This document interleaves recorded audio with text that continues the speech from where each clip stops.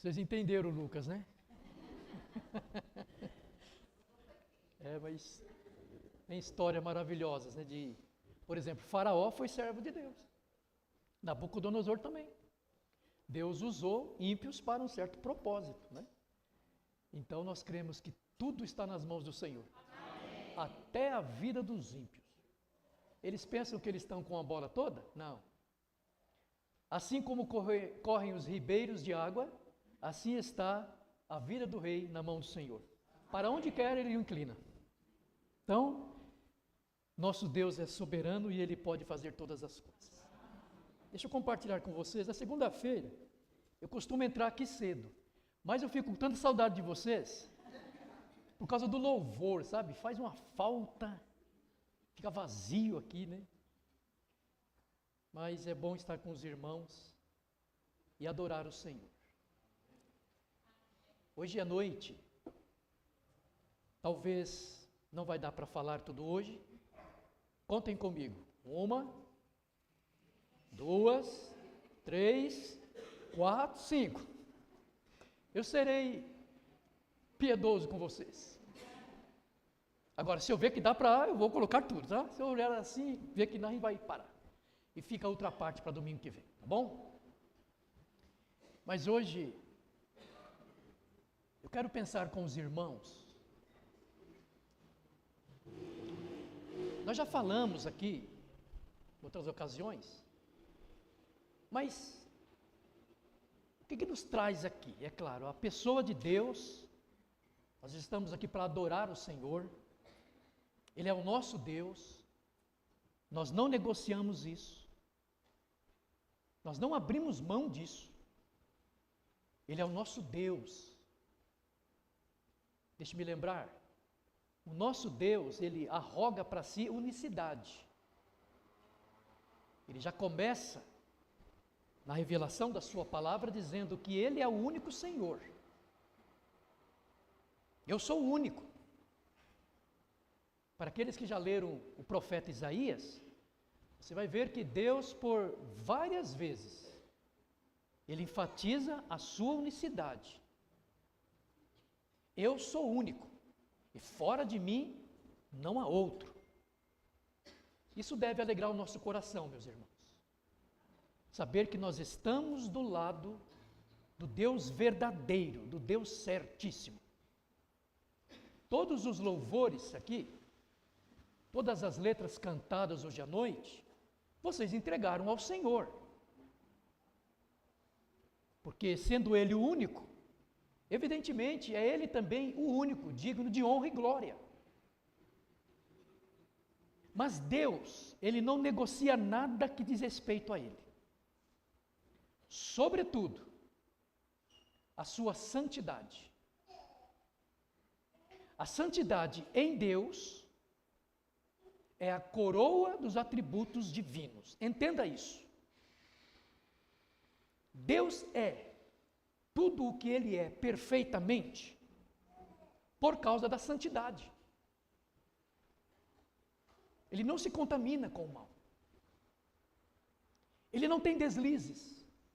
Deus, o seu Deus, olha só, nunca precisou se retratar com ninguém. Foi cantado aqui. Nunca pediu conselhos. Amém? Louvado seja Deus. Não há uma junta onde Deus tem que se assentar ou se assentou, por exemplo, para criar o mundo. Me refiro à esfera humana ou até mesmo angelical, até porque a Trindade estava lá. Esse é o nosso Deus. Ele é santíssimo. Ele é puro. Tão puro de olhos que ele não pode nem sequer contemplar o mal. Ele está no nosso meio. Então nós o adoramos. Nós cantamos louvores a Ele. Agora, veja bem. Tudo que nós cantamos não podem ser frases criadas. É como se a alma estivesse numa tremenda ebulição e comece a jorrar espontaneamente essas verdades. Verdades maravilhosas que só dizem respeito a Deus. Vamos ver então sobre a santidade de Deus.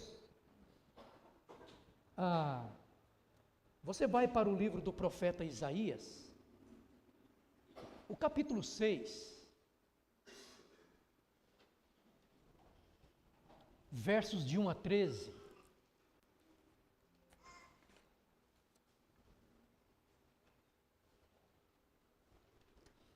Aqueles que puderem ficar em pé para a leitura da palavra do Senhor.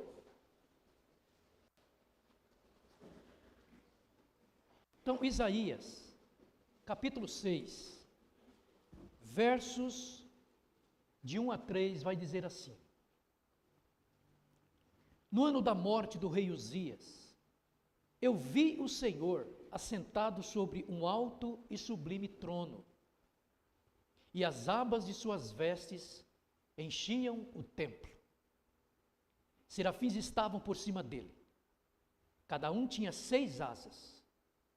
Com 2 cobria o rosto, com 2 cobria os seus pés e com 2 voava. E clamavam uns para os outros, dizendo: Santo, Santo, Santo é o Senhor dos exércitos. Toda a terra está cheia da sua glória. Querido Deus, nós pedimos que o Senhor se compadeça de cada um de nós e nos leve pela sua palavra, Senhor. E apesar das nossas limitações, nos ajude, na pessoa do Espírito Santo, a compreender um pouco mais da magnitude desse atributo que só habita no Senhor, a sua santidade. Ó Senhor, e se nesse auditório há pessoas que não te conhecem como único e verdadeiro Deus, que nessa noite o Senhor possa abrir os olhos, abrir os ouvidos, trabalhar profundamente nessas almas. Mostre Cristo, Senhor, mostre o Salvador nessa noite. Que corações se inclinem diante da majestade do grandioso Deus. Para a tua glória, amém. Pode sentar.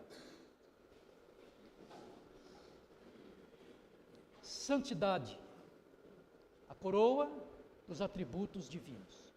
Mas eu quero introduzir essa mensagem, citando como exemplo um santo do século XIX. Seu nome, Robert Murray McCheyne. Ele era um pastor piedoso, ele é do século XIX, 1813, tendo falecido em 1843. A biografia desse homem registra que ele nutria uma grande paixão por Deus. Pouco depois da sua conversão, McCheyne ele criou um hábito de registrar a sua vida cristã em um diário. Então ele registrou as seguintes palavras em seu diário. E essas palavras vai demonstrar, é como se McCheyne estivesse abrindo o seu coração e testemunhando algumas coisas sobre a santidade de Deus que foram impactantes na vida dele. Por exemplo, no dia 30 de junho de 1832, ele escreveu: muito descuido, muito pecado e tristeza. Desventurado homem que sou. Quem me livrará do corpo desta morte? Entra, minha alma, em teu refúgio e esconde-te no pó, por causa do temor do Senhor e da glória da sua majestade. Pouco mais adiante, no dia 3 de julho de 1832, McCheyne registrou isso. Esta última raiz amarga de mundanismo, que tantas vezes me tem traído, esta noite, o fez de modo tão grosseiro, que eu não posso fazer nada, senão considerá-la como o caminho escolhido por Deus, para me fazer detestá-la e abandoná-la para sempre. Eu poderia até fazer um voto, mas é o mais provável que um verme fraco ore. Assenta-te no pó, ó minha alma. Um pouco mais, dia 22 de julho de 1832, esse santo de Deus, ele escreveu: tive esta noite uma compreensão mais completa do autoesvaziamento e da humilhação necessários para se achegar a Cristo. A negação do próprio eu, pisoteando-o sob os pés. Um reconhecimento da completa retidão e justiça de Deus, que poderia não fazer nada mais conosco, senão nos condenar totalmente e nos empurrar até o mais profundo do inferno. Um sentimento de que, mesmo no inferno, deveríamos nos alegrar em sua soberania e dizer que a justiça foi feita plenamente. McCheyne, durante a sua vida cristã, ele deixou bem claro duas verdades: um profundo conhecimento do seu próprio pecado e uma visão elevada da santidade de Deus. Queridos, olhem uma coisa aqui. Quanto mais nós nos aproximamos de Deus, mais nós vemos a nossa pecaminosidade. Sabiam disso? Deus é um espelho excelente para o Marcelão aqui olhar diariamente e ver quem ele é.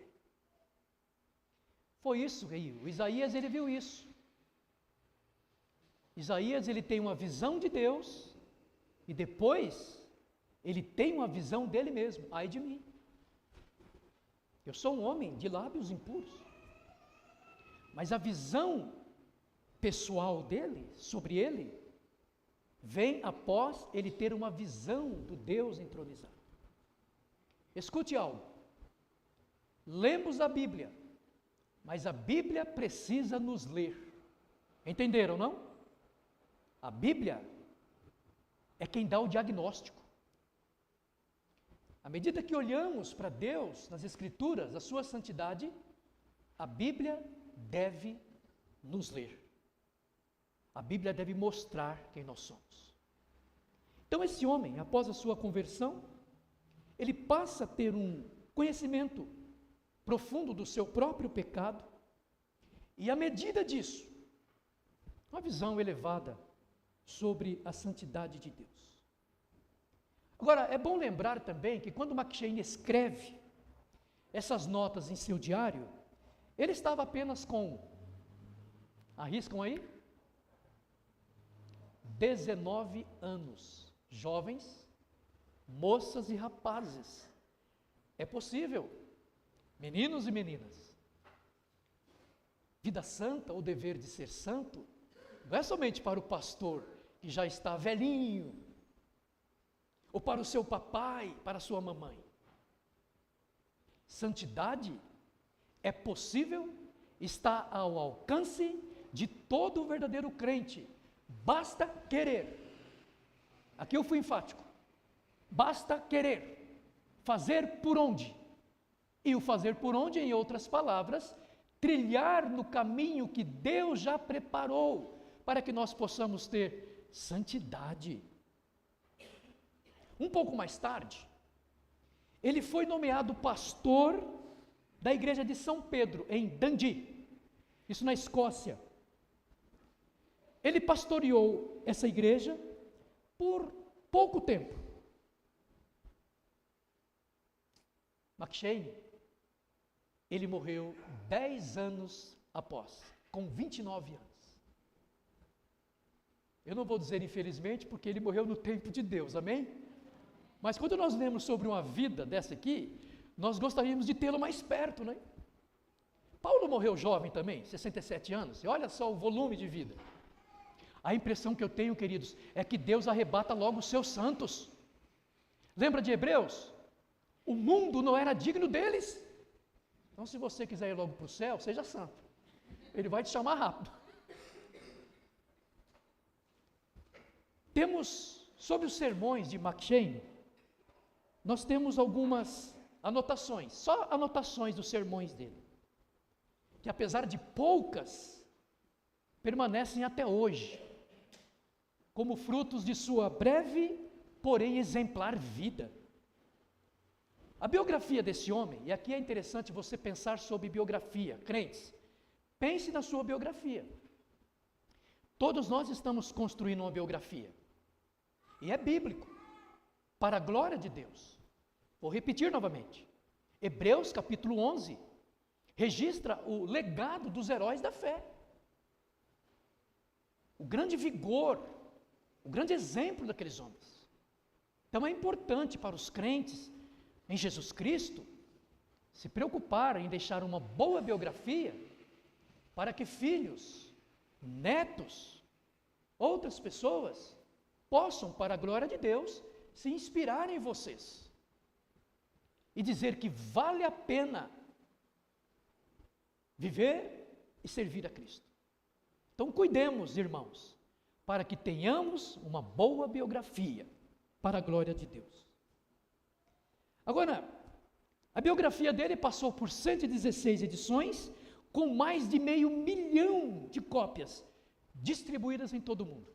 Graças a Deus nós temos algumas livrarias aqui no Brasil que já reeditaram, reproduziram, você pode encontrar essas biografias tão motivadoras para a nossa fé. Por quê? Uma das razões, certamente, é porque o jovem pastor escocês, ele procurava ver Deus como Deus realmente é. Agora, vem um aviso para mim aqui, uma advertência, tá? Num completo contraste, muitos dos que são chamados cristãos, às vezes, rasa, bem ralinha do nosso Deus. Nosso Deus é um Deus soberano, grandiosíssimo. Nós veremos daqui a pouco gente que ficou impactada, deslumbrada com a aparência, a teofania de Deus. E alguns veem a Deus somente em termos daquilo que Ele pode fazer por eles. É um Deus que pode fazer. É um Deus que pode agir. É um Deus que pode me dar. É um Deus que pode. Na verdade, o Deus bíblico, Ele já fez por nós. Tudo a partir daqui agora, me permitam, é lucro. Ele já fez tudo. E quando eu digo que Ele já fez tudo, é claro, eu estou me referindo à essência da sua obra, que foi se revelar em nós, ou a nós, na pessoa do seu unigênito Filho. Filipe, eu estou há tanto tempo convosco, e você diz, mostra-nos o Pai? Quem vê a mim, vê o Pai. Então Ele já fez tudo por nós. Eu quero que você entenda isso. Em Jesus, o soberano do universo, o ser mais importante de todos os tempos, de todo o universo, se revelou a vocês. Ele veio até nós. A graça veio até nós. E quando isso aconteceu, esse não foi um momento qualquer. Porque naquela ocasião, o ser do universo, ele desceu como forma de Emanuel, o Deus conosco.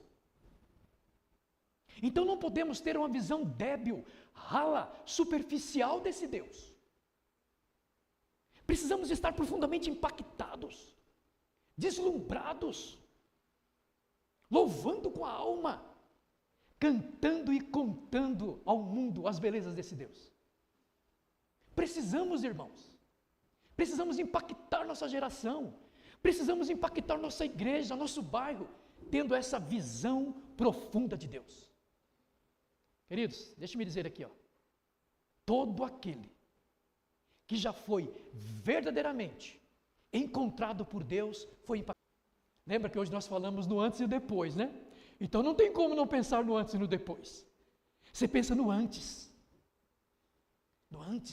errantes, pecadores, só dava prejuízo, a moral estava sendo jogada no lixo, mas o dia em que o Deus Santo soberanamente veio um vislumbre da glória, e nós vimos a beleza de Deus na face de Cristo, e hoje nós estamos aqui restaurados, não jogamos nosso dinheiro fora, não perdemos nosso tempo com conversas fúteis, não prejudicamos nossas famílias, somos pessoas exemplares. Fala amém, gente. Eu sei que vocês são pessoas exemplares. É que é muito forte, né? Eu entendi vocês. É muito forte, né? Então, não podemos olhar para Deus como um sujeito que só vai fazer. Ele vai fazer por mim. Ele vai fazer mais por mim. E criar aquela expectativa que às vezes é decepcionante. Mas concentrar a mente na santidade de Deus e rogar a Deus, dá-me Senhor diariamente uma visão mais elevada da sua pessoa. Mas, se quisermos ver Deus como Ele realmente é, vê-lo como Ele realmente é revelado em sua palavra, atenção queridos, vê-lo como Ele é realmente revelado na sua palavra, então tem que ir na palavra, amém? Tem que folhear o sagrado livro, devemos entender e reconhecer esse fundamento da fé genuinamente cristã, o nosso Deus é santo. Esse é o carro-chefe da fé cristã. O nosso Deus é santo. O Deus que nos salvou é santo. O Deus que é Pai e Senhor de nosso Senhor Jesus Cristo, Ele é santo. E deixe-me dizer, por algumas vezes Ele mesmo diz isso sobre Ele. Levítico, vou fazer uma citação, capítulo 11, versos 44 e 45, ele vai dizer: sede santos, porque eu sou santo. E vejam aí, ele é o padrão de santidade. Então, se você perguntar, por que eu, crente, devo ser santo? Porque o meu Deus é santo. Então, ele é o padrão. Mais tarde, o apóstolo Pedro, ele vai repetir isso à igreja, né? Sede santos, porque eu sou santo. Ele ali citando a Deus. Mas eu quero pensar com vocês aqui, especificamente no assunto. Nosso primeiro tópico é santo. Santo é o Senhor nosso Deus. Amém, meus irmãos? Amém. A santidade é sem dúvida, e aqui o termo é esse mesmo, é sem dúvida o mais importante de todos os atributos de Deus. Nós vimos ali Isaías 6, de 1 a 3, seres angelicais. Isaías teve essa visão. Há um fato interessante ali. Ele diz que no dia do rei Uzias, vocês pegaram aí? Tem alguém reinando na terra. O nome desse rei é Uzias. Isaías sabe disso, mas ele diz algo interessante. Olha o verso 1. No ano da morte do rei Uzias, olha só, eu vi o Senhor assentado sobre um alto e sublime trono, e as abas de suas vestes enchiam o templo. Aí ele vai descrever agora uma cena angelical. Ele diz que serafins, essa palavra serafins, para dar aqui um quadro real da visão que ele está dizendo, significa aqueles que ardem em chama. Então esses seres angelicais, como bolas de fogo, refulgente, diante desse trono, que não é um simples trono, é um alto e sublime trono. Então o trono dos homens aqui na terra é um trono. O trono do faraó foi um trono. O trono do César, o imperador, foi um trono. Mas o trono do nosso Deus é um alto e sublime trono. Esse é o trono dele. A grande diferença. Um alto e sublime trono. Uzias, esse que morreu, assentava-se no trono. Mas o Deus de Isaías, somente esse, estava sentado no alto e sublime trono. Por quê? Esse lugar é só dele. Esse lugar naturalmente é dele, por causa da santidade dele. Atenção, ele não negocia a sua santidade. Ai daquele, seja ser angelical ou homem, que em tentar tomar o lugar do Altíssimo. Houve um ser que tentou fazer isso, e Deus o abateu ao mais profundo do inferno. Nesse momento, a cena não muda. Ele está assentado no mais alto e sublime trono. E seres angelicais ainda adoram a Deus dizendo, veja um fato curioso aí. Verso 3. E clamavam uns para os outros dizendo, Santo, Santo é o Senhor dos exércitos. Toda a terra está cheia da sua santidade. É isso aí que está no texto? Não, da sua glória. O que faz com que Deus receba toda a glória é a sua santidade. É que Ele é puro. É que Ele está acima. Ele é santo, Ele é puro, Ele é separado. Então, toda a terra, por causa disso, toda a terra está cheia da sua glória. Nós adoramos a Deus por causa da santidade dEle. Nós glorificamos a Deus por causa da santidade dEle.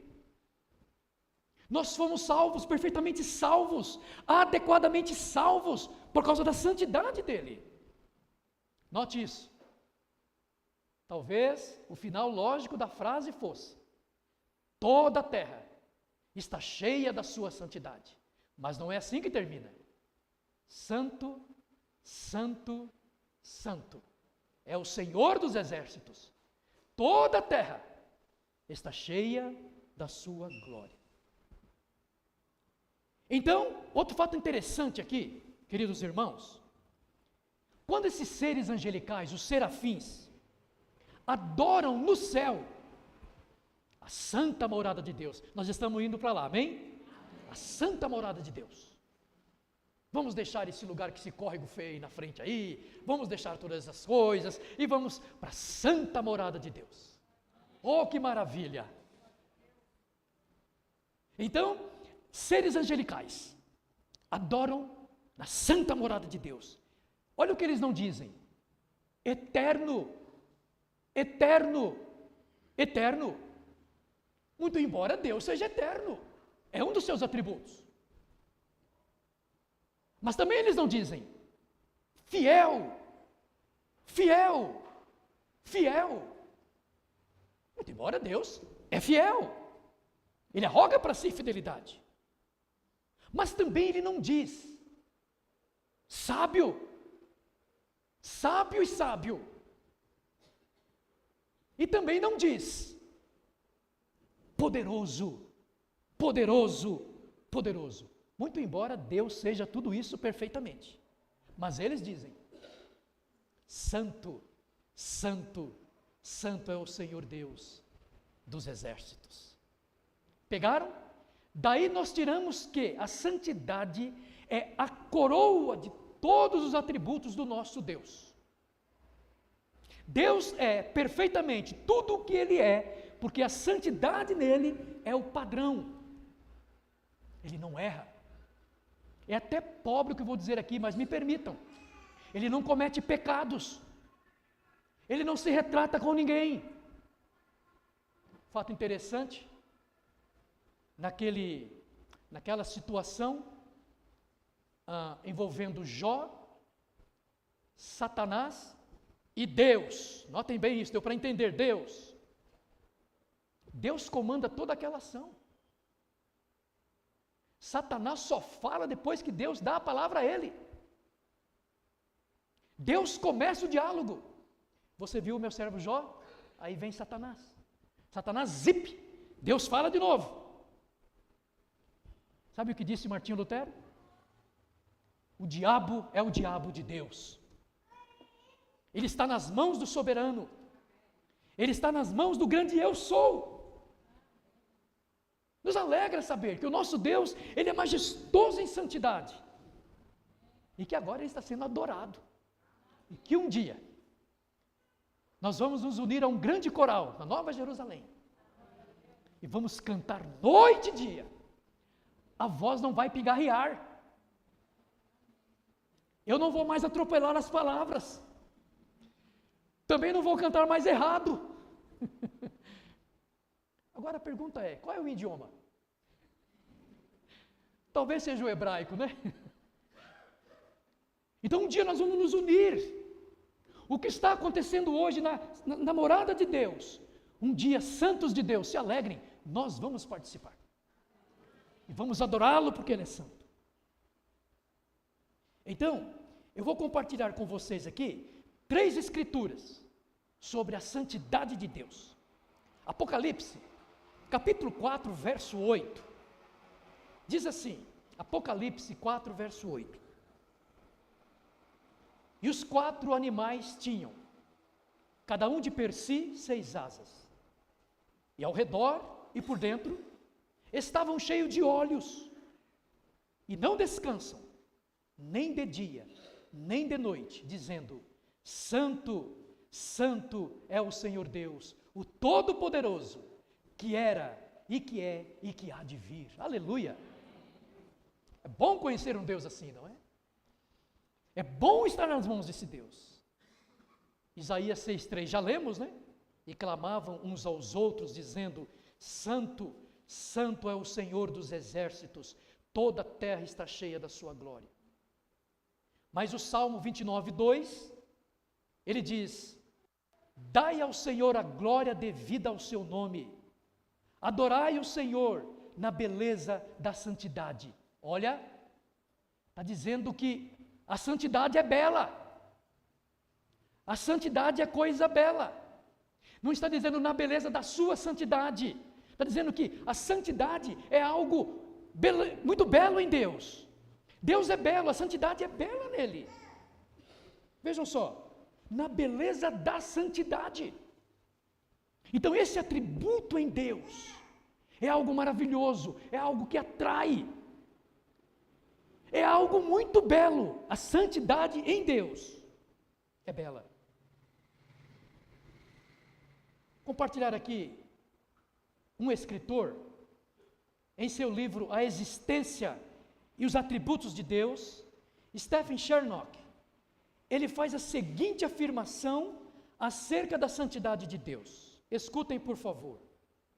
A santidade de Deus é a coroa de todos os seus atributos, a vida de todos os seus decretos e o brilho de todas as suas ações. Nada é decretado por Ele, ação alguma é feita por Ele, senão aquilo que é merecedor de dignidade e que honra esse atributo. A santidade do Senhor é algo impressionante. Não é qualquer coisa. Já viu que quando a pessoa se converte, tem um encontro com o Senhor Jesus, consequentemente com o Deus Santo, essa pessoa fica meio abobalhada? Foi com você assim? Parece que a gente fica bobo, aéreo. Eu não sei se a gente quer acordar logo para ir trabalhar para contar, se quer correr para... Eu não sei o que acontece. A santidade nos alcançou. É impressionante, é apavorante. Sobretudo, é majestosa. É por isso que depois que a gente se converte, fica mais bonito. Não é verdade? Pode dizer que é. A gente fica mais bonito, meus irmãos. É a beleza de Cristo que está lá dentro. E vem um pouco para o físico também, se alegre, sabe? A santidade do Senhor é impressionante, apavorante e majestosa. Nós podemos ver isso nas Escrituras. 3 diferentes pessoas que reconheceram de maneira admirável esse atributo de Deus. Primeiramente, Salmo 111, verso 9. Olha o que diz. Salmo 111, verso 9. Salmo de Davi diz: Santo e tremendo é o seu nome. Irmãos, essas afirmações que nós estamos fazendo, nós aqui fazemos, todos estamos fazendo, isso é um santo remédio, irmãos, para nós, para nos ajudar, não é o nome do homem que se acha mais importante, do homem mais rico desse mundo, não, santo e tremendo é um nome só, o nome do nosso Deus. Então, Salmo 111, verso 9. Ana, aquela mulher que viveu aquele momento de angústia, e vocês conhecem a história.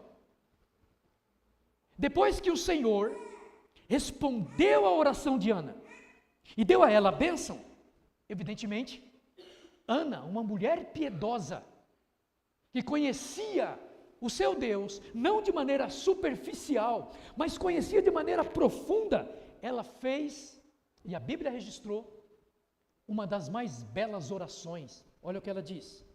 Primeiro livro do Samuel, capítulo 2, verso 2, diz, escutem, queridos, não há santo como o Senhor, porque não há Deus além de ti. Aleluia. Não há santo como o Senhor, porque não há Deus além de ti. Que o inferno ouça, que o inferno ouça isso. Não há santo como o Senhor, não há Deus além de ti. Vamos trazer esse Deus para dentro de casa, vamos trazer esse Deus para o nosso dia a dia, nada de romper com Ele, não pode haver ruptura, trazer esse Deus para dentro de nós, trazer esse Deus no nosso dia a dia, no sentido de relacionamento. Ele já mora dentro de nós, mas estou falando no sentido de relacionamento, andar com Ele, ter isso na mente, no coração. Não há santo como o Senhor, porque não há Deus além de ti. E andar pelas ruas da cidade, e trabalhar, e viver a vida, e o lazer, e os estudos. Não há santo como o Senhor, porque não há Deus além de ti. Davi, citei, Ana, agora Moisés. Moisés e os filhos de Israel também ficaram impactados com a santidade de Deus.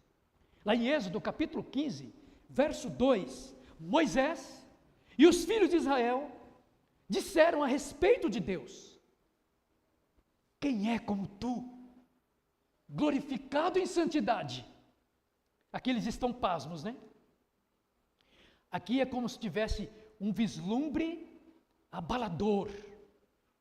E de repente, ao contemplar a santidade de Deus, a alma pudesse exclamar: quem é como tu, glorificado em santidade? Eu quero lembrar alguns dos meus irmãos aqui. Queridos, é proibido a crentes,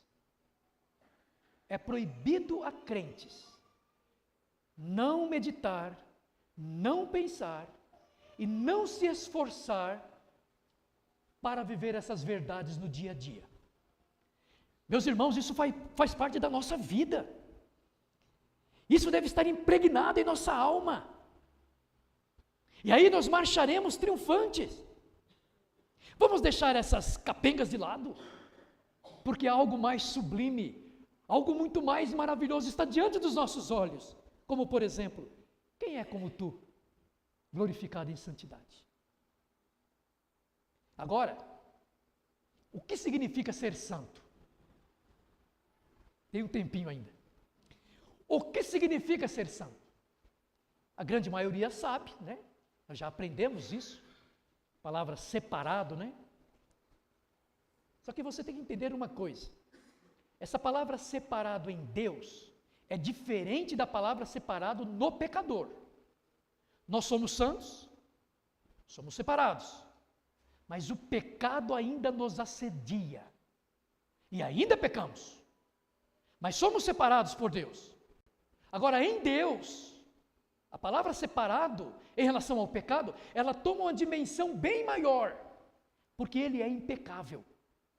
É até dito que ele não pode ser tentado pelo mal, e a ninguém tenta. O que significa ser santo?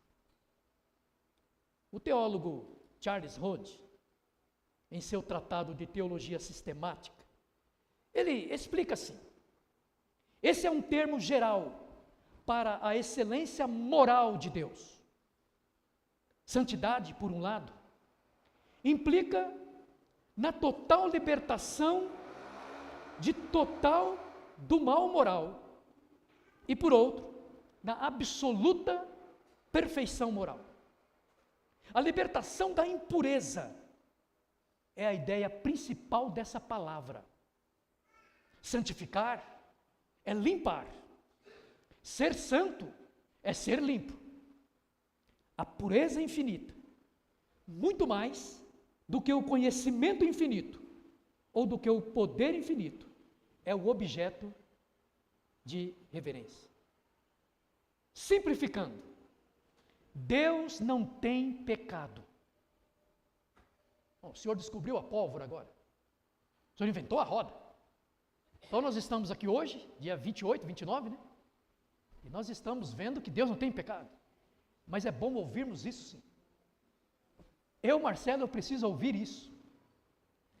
Quando eu digo que Deus não tem pecado, isso quer dizer muito mais a mim do que a Ele. É um aviso para mim. Marcelo, seu Deus não tem pecado. Toma cuidado, camarada. Coisa interessante. Ele não se conforma a algum padrão de santidade. Ele é o padrão. É uma máxima filosófica, mas absolutamente verdadeira. Deus, ele não olha para um padrão para se conformar. Deus, ele não procura exemplos para se conformar. Ele é o padrão da santidade. Ele é o padrão da santidade. Ele nunca faz qualquer coisa que seja errada, pois jamais fez. E agora eu mexi no vespeiro. Porque alguns dentre nós podemos pensar assim: o senhor não sabe como está a minha vida. E eu estou aqui servindo a Deus, estou orando, eu tenho um ministério na igreja, e a minha vida está toda. Até nisso ele acerta, porque ele é didático, ele quer sempre nos ensinar. Ele quer sempre nos ensinar. Presta atenção. Deus poderia ter tirado Israel do Egito, como tirou, e colocado de imediato em Canaã, na terra prometida. Foi isso que ele fez? Não.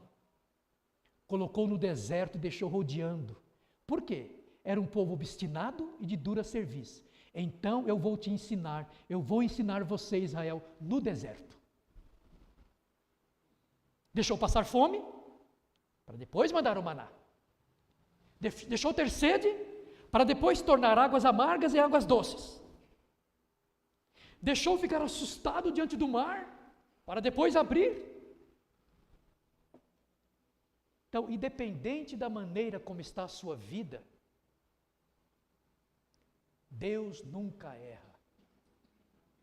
E se a sua vida, meu querido irmão, minha querida irmã, de fato está nas mãos desse Deus, independente da maneira como você está vivendo, você nunca esteve tão bem seguro. Lembra de Jó? Ainda que ele me mate, nele eu esperarei. O homem era só carniça. O homem era só o trapo, carne em trapo. E ainda assim, ele diz: ainda que ele me mate, nele eu esperarei. Ele disse mais: eu sei que o meu Redentor vive, e que por fim ele se levantará da terra. Então, não existem graus de santidade em Deus, pois ele é perfeitamente santo. Estamos caminhando aqui para conclusão. Eu estou com dó de vocês. Entre Deus e nós, pecadores, existe um abismo que separa a santidade da falta de santidade. Por isso, ele entendendo que nós precisamos dele, ele veio nos auxiliar na pessoa do Espírito Santo. Ele é santo e nós somos pecadores. É por isso que Deus, vejam só, ele não poupou anjos quando pecaram. Antes, precipitando-os no inferno, os entregou a abismo de trevas, reservando-os para o juízo. Seres angelicais, que foram criados para o louvor do Senhor. O Senhor não os poupou. Do mesmo modo, o pecador que não se arrepende, também será mandado para o inferno. Porque Deus é santo, e o pecado não herdará a santa morada de Deus. Entendem isso? Por isso, o pecador que não se arrepende, que não vai a Cristo chorando e confessando os seus pecados, está só aguardando a consumação da ira de Deus. E finalmente, como podemos ser santos? Conceito básico: exercendo fé no Senhor Jesus Cristo, o unigênito Filho de Deus. Porque Ele fez por nós o que nenhum de nós poderíamos fazer. Como podemos ser santos? Exercendo fé no Senhor Jesus Cristo, unigênito de Deus, por meio da obra expiatória de Cristo na cruz. Eu sei que vocês já não me suportam mais citar ou falar isso aqui. 1 Coríntios 15, 3 e 4 fala sobre isso. Cristo morreu pelos nossos pecados, segundo as Escrituras. Foi sepultado, ressuscitou ao terceiro dia, segundo as Escrituras. Como posso ser santo? Confiando em Cristo somente e na obra expiatória de Cristo. Cristo veio resolver esse problema. O pecado estava nos matando. Deus é santo. Ele não tolera. Ninguém pode chegar diante dele com pecados. Então Deus, ele toma a iniciativa, e em Cristo, ele é o Deus encarnado, e na cruz ele morre por nós, ou por nossos pecados.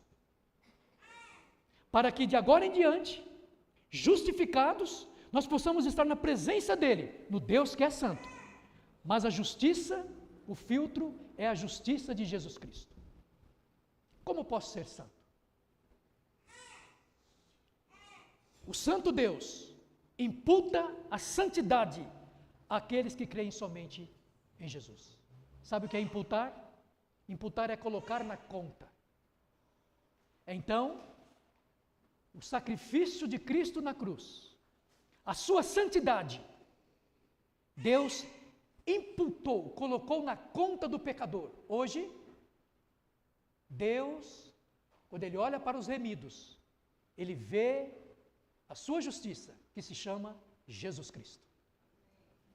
E Ele declara: esse não tem culpa mais, está justificado. Como posso ser santo? Olhando e crendo na obra expiatória de Cristo. O apóstolo Paulo disse aos Coríntios: vocês foram lavados, foram santificados, foram justificados no nome do Senhor Jesus Cristo. Todos nós aqui crentes, não temos mérito algum, nenhum. É como diz John Owen: nas minhas mãos não trago nada, a cruz de Cristo somente me apego. Eu oro assim diariamente, sabe? Deus, eu estou na tua presença, mas não trago nada em minhas mãos, a cruz de Cristo eu me apego. Cantamos hoje à noite aqui, né? Aquela bela canção. Como posso ser santo? Deus é santo. E se nós queremos agradar a Deus, apesar do pecado, precisamos já ter comido e bebido de Jesus e se encontrar justificado diante do Deus que é santo. Meus irmãos, o culto de domingo passado, culto de hoje à noite e tantos outros que o Senhor permitir, é feito ao Deus que é santo. Ele é o nosso Deus.